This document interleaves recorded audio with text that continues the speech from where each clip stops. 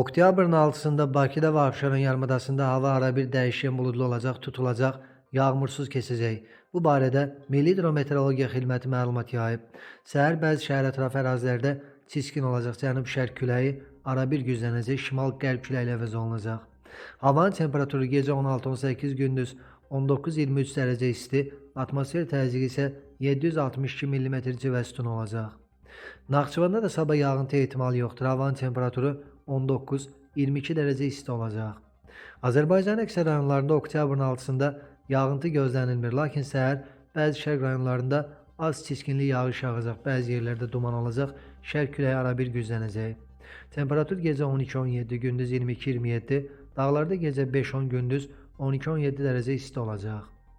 İstənilən hava şəraitində hər birinizə xoş əhval-ruhiyyə arzu edirik.